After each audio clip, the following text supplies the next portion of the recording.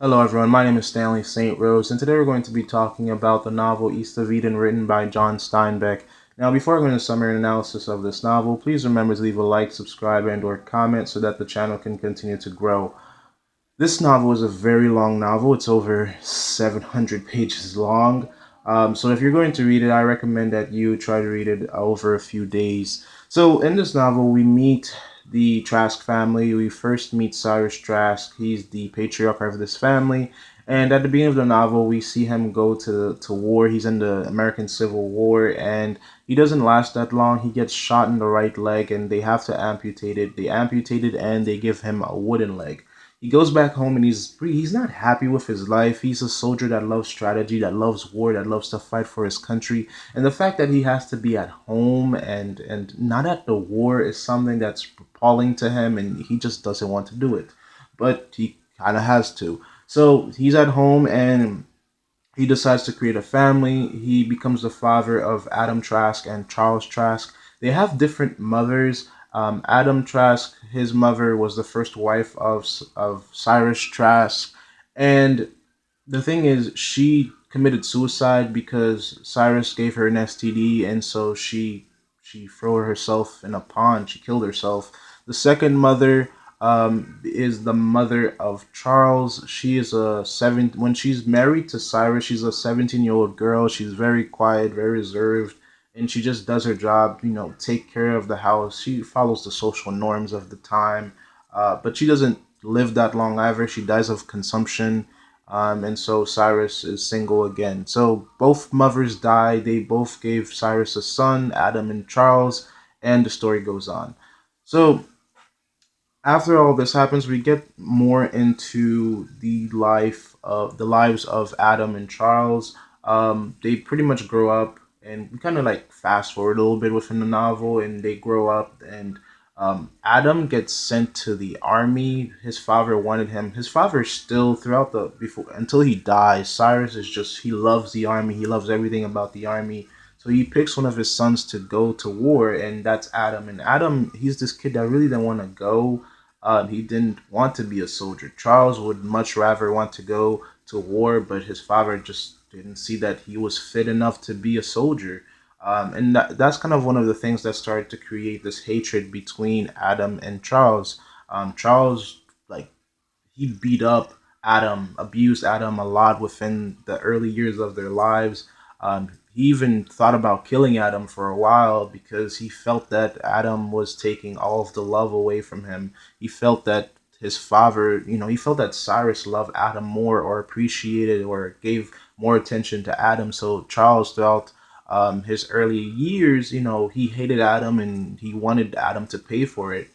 So he beat up Adam a lot. So Adam goes to war.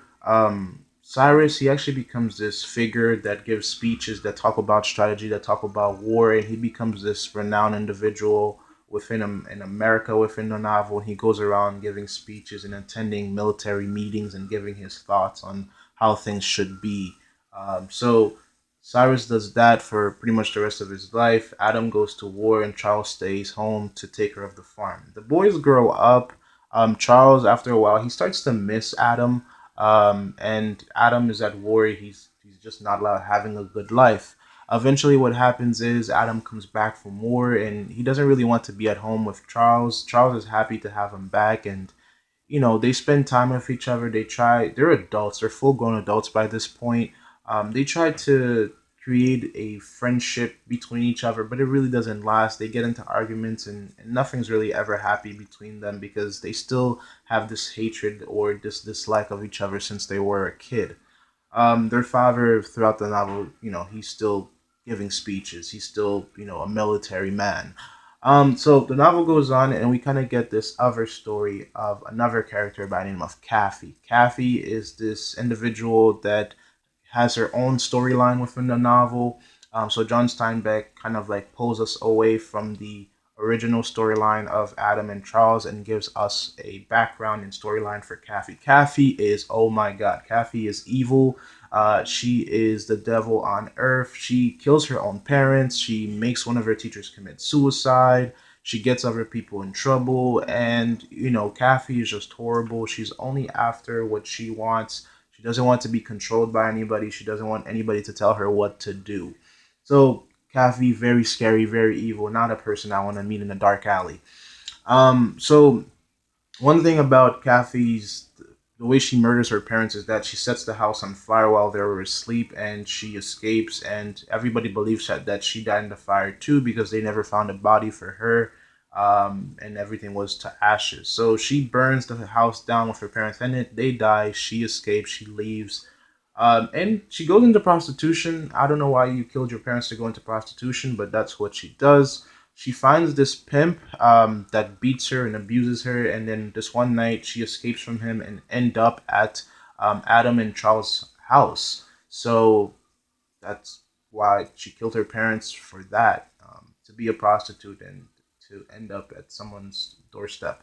So she ends up there at Adam and Charles' house, and Adam he falls in love instantly. He's like, oh my god, I need to be with this woman. This is the woman I need to be with. You know, I'm going to marry Kathy. If somebody comes to your door and they're beaten up, they're abused, and you just see them one time and you want to marry them, that's a very bad choice. That's a very bad decision. But Adam, he's an individual that just falls in love like that, so he decides that he's going to marry Kathy, and he takes Kathy in and he kind of nurses her back to health, and everything is going well. Charles didn't want to let her in. Charles didn't want her to be in their house, but since Adam pretty much owns half of everything that Charles owns, he can't say no. So Kathy's in the house. Adam is taking care of her. Kathy gets better, and eventually, after a while, Adam and Kathy they decide to get married. And I mean, from Kathy's perspective, why wouldn't you? There's this man who has a lot of money and who has a lot of land, um, that he inherited from his father, because Adam and Charles they have this huge farm, they have money, they have wealth, everything is good for them, and you're this prostitute that doesn't have anywhere to go, and this man asks you to marry you.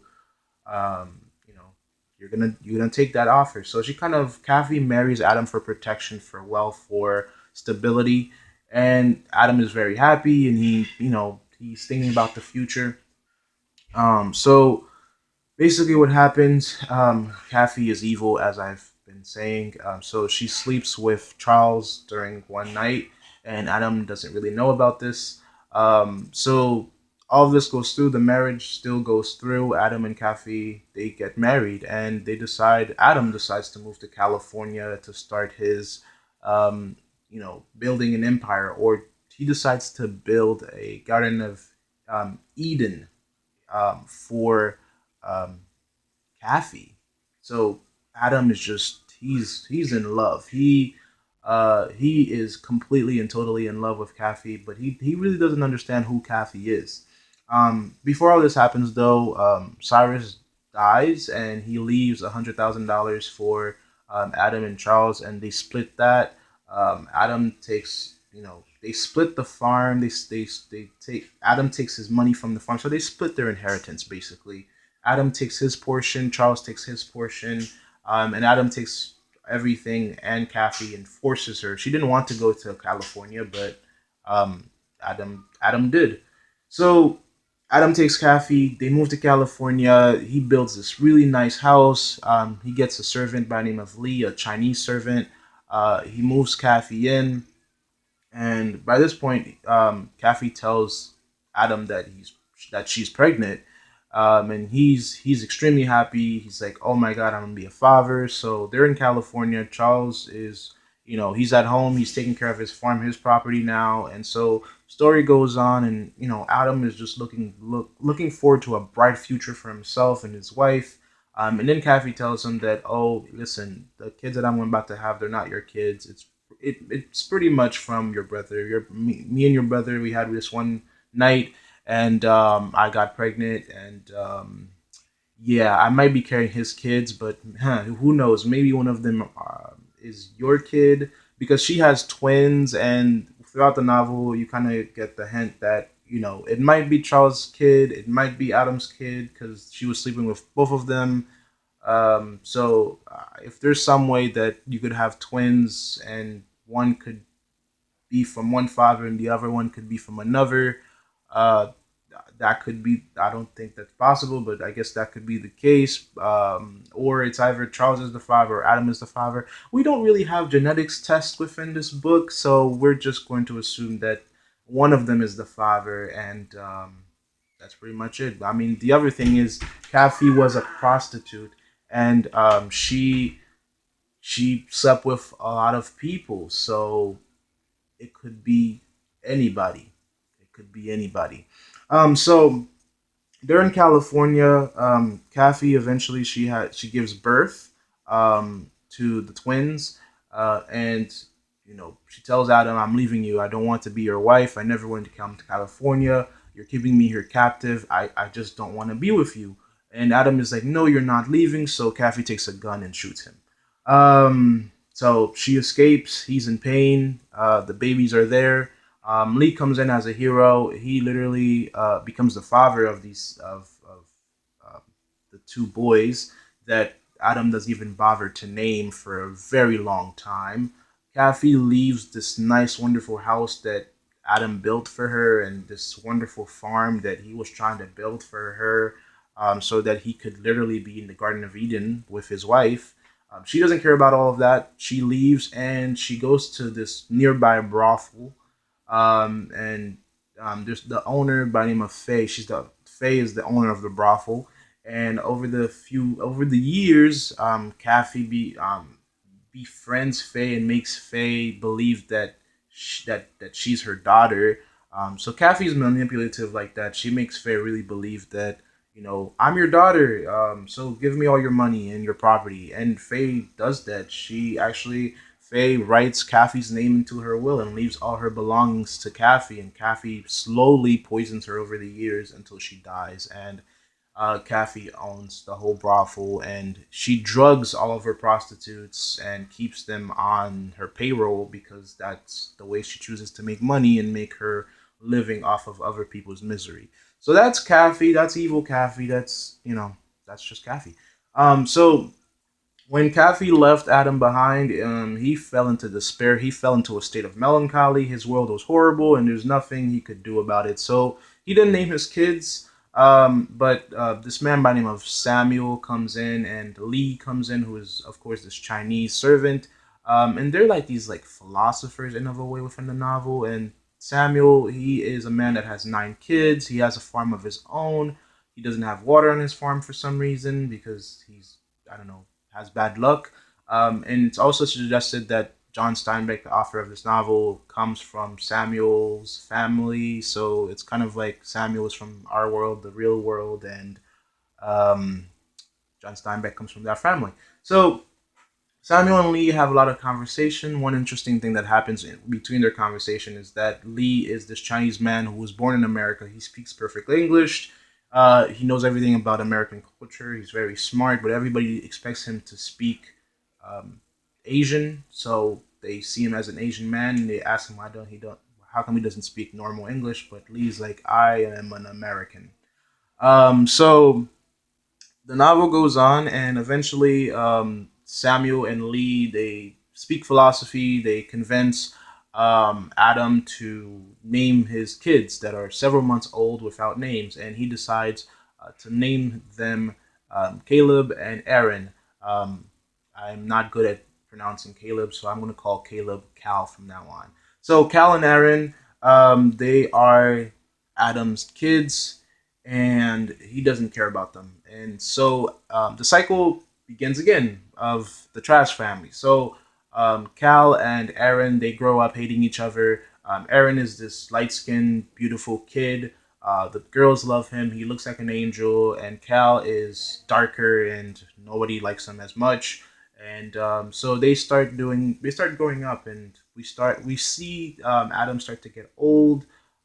Old people start to die. I mean, we even get the news that Charles is dead and he leaves his inheritance. He leaves $100,000 for Kathy and Adam, so that gets done, and Charles is dead. So Adam is the last one left out of the old generation, and we start to, as he's getting older, he is taking care of his, somehow, some way, taking care of his farm in California. His sons are growing up, and they're, trying to figure out their place in the world. Aaron was trying to be this kid that goes to school and get an education, but he figures out that Kathy, his mother, is a prostitute, and that ruins his world. Um, Cal is this kid that wants, his father's attention. He wants Adam's attention, but Adam really doesn't care about anything. He doesn't even speak to or get to know his kids because he feels that, his heart was torn out of his chest because Kathy left him behind, and Kathy left him to rot. And the other thing is, Adam pretty much knows that Cal and Aaron are not his kids. They're pretty much his brother's kids. So he feels like his life has no meaning and he has no meaning, and Lee is the only one taking care of him. Lee is the father of Cal and Aaron. He takes care of them, he bathes them, he clothes them, he does everything for them. So Cal and Aaron, they keep growing up. Cal, people just don't like Cal. People want nothing to do with Cal. They want everything to do with Aaron. Aaron gets this girlfriend by the name of Abra. Yeah, we get her back Abra. We get her backstory. Her father wanted a son, so they called her Abra. She was to be called Abraham because her father wanted a son, so they call her Abra because she's a woman and her father wanted a son, so he's not happy about that. So Abra is Aaron's girlfriend, and Aaron wants a picturesque girlfriend from Abra, but Abra realizes that Aaron doesn't really love her, and that he is more after the picture of her, and so the relationship doesn't work out. Aaron tried to become a minister or try to go into the church and live a life of holiness, and Abra was like, huh, so you're going to leave me behind. So their relationship doesn't work out. In life separates them. So another turning point that happens within the novel is that Cal, he desperately wanted to get Adam's attention, but Adam was not prepared to give him any attention. So what happens is that he tries to make money and present that money to his father. His father rejects that money because it had affiliations with benefiting from the war that was going on. So Cal, he just gets even more madder and he feels even more unwanted. So what he does is he bullies his brother Aaron, as he always did within the novel. So he bullies his brother. He bullies his brother to the point where he forces, and in some ways, he forces Aaron to join the army. So Aaron goes into World War I and he dies. So Aaron dies, and the lead tells Adam. Adam has a stroke, and this is very bad news. And so Cal starts to feel the guilt of all of this, and so Adam starts to die. Cal has nobody else left in his life. His uncle is dead. His father is dead. His brother is dead. His mother is a prostitute. And the fact that his mother is a prostitute is something that bothered Aaron and that bothered Cal because they felt that they were supposed to be different people. They didn't think that they were, their mother was a prostitute. And this is one of the things that kind of destroyed Aaron's world because when he realized that his mother was a prostitute, he was like, I can't be a holy man. I can't be a part of the church because my mother is, an abomination. So all of this and the realization of this, Cal realizes this, they all realize this, and Kathy actually commits suicide after she's introduced to Aaron because she realizes that her own son is appalled by her, and she has nothing to live for, and she leaves all of her inheritance to the boys, and she commits suicide because she realizes how evil she is and that she can't do anything about it. So Kathy dies. Novel goes on, and the last person left standing is Caleb, Caleb. Somebody tell me how to pronounce that, but I think it's Caleb. So Cal, he's the last one left standing. His father is on his deathbed, and uh, Adam tells him Timshul, which comes from Jewish words, and that's supposed to mean take life the way you feel that you should take it, make your own decisions, don't let the family sins and the family background tear you down. You can be who you want to be. You can make your own decisions. So Adam kind of forgives Cal at the end of the novel, which kind of breaks the family cycle of brother hate and destruction. And so Cal is the last one left standing. All of the money that Adam had, or Charles had, or Kathy had, or his brother had, that's all left to him. He's the last one left in the family. So it's only him and Lee and Abra.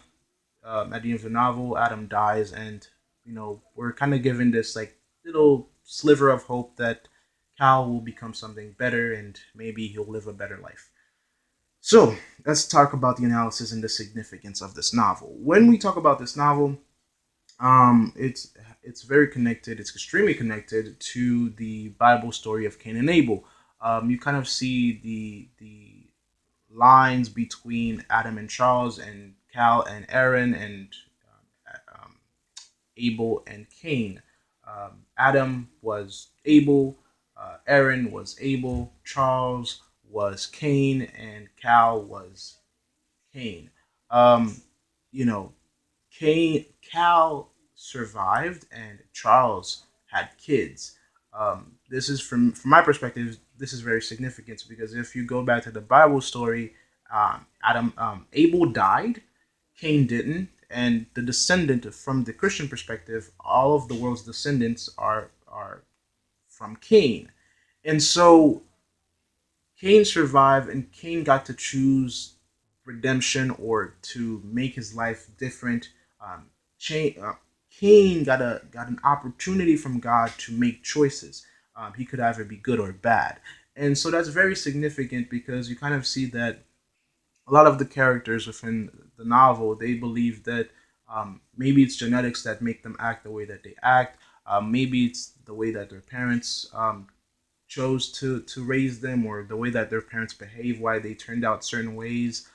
But the book, the novel, and even the Bible kind of gives us this idea of choice, that we can choose who we are and who we become. And that's one of the central ideas, the central one of the most important ideas within East of Eden is that you have to choose who you are, and that's what God tells Cain in the story of Cain and Abel. Is that you're gonna walk the earth, and you have to choose if you're gonna keep committing sin or keep committing or try to be good. And Adam tells his son, he tells Cal at the end of the novel, make your choice. You don't have to be bad. You don't have to be bad. You can decide to be good. Don't think just because your mother was a prostitute, just don't think just because bad things happen in your family that you have to be a certain way. You can make your own decisions. And this is very significant because Cain, after he's done talking to God within the Bible, he kind of goes off into the earth and he raises families, he raises cities, and um, you know, parts of them become good and parts of them become bad. But it's up to the individual to decide what they become.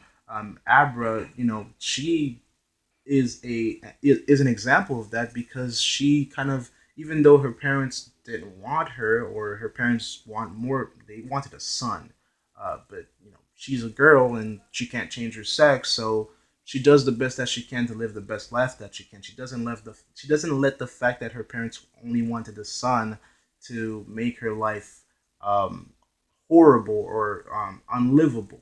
So you can't let people drive what you are or what you become. You kind of have to make your own decisions, even though that um, certain things might not line up the way you want them to line up. You have to work within those means to figure out who you are in life and not let other people's decisions or other people's past choices to affect your life. Aaron, I mean, if you look at Aaron, um, the fact that his mother is a prostitute, the fact that his mother made some bad choices is pretty much one of the primary things. It's like the main thing that drives him to go to war and get killed. If he was a person that could make his own decisions and realize that his mother's choices don't have anything to do with what he decides to do with his life, he probably would have still be alive. He would be alive at the end of the novel, but that's not what he chose. He believed that other people's actions within his family or other people's actions around him decide what he is and what he can become. So that is the novel. That is my summary analysis of East of Eden by John Steinbeck. Please remember to leave a like, subscribe, and or comment, and I'll see you guys in the next video.